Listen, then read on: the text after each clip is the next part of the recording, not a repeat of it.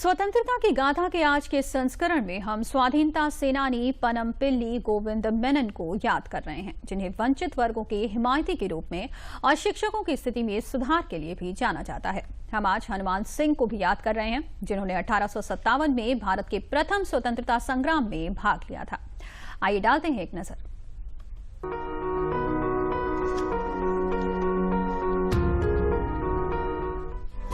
आज की कड़ी में हम स्वाधीनता सेनानी पनमपिल्ली गोविंद मेनन को याद कर रहे हैं।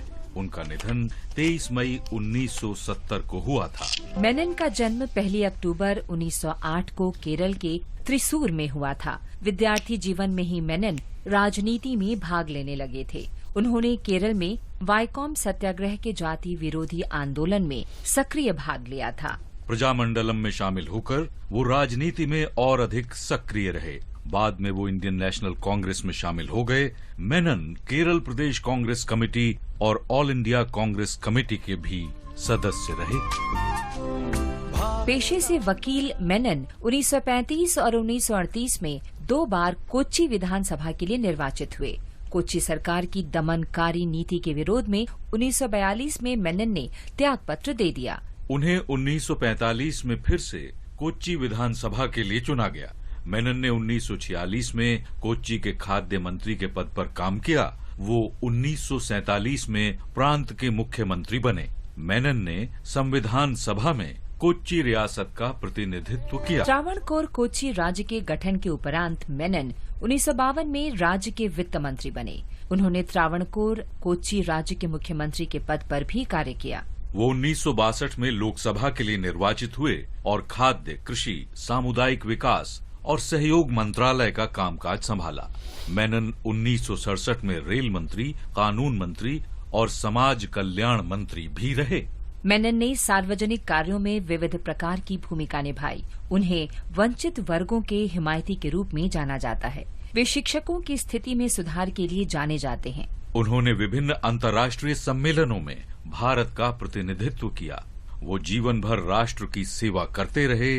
महान राष्ट्रवादी पनमपिल्ली गोविंद मेनन को हमारा नमन। 23 मई 1947 को ब्रिटिश कैबिनेट ने गवर्नर जनरल माउंटबेटन की भारत विभाजन नीति को पारित कर दिया।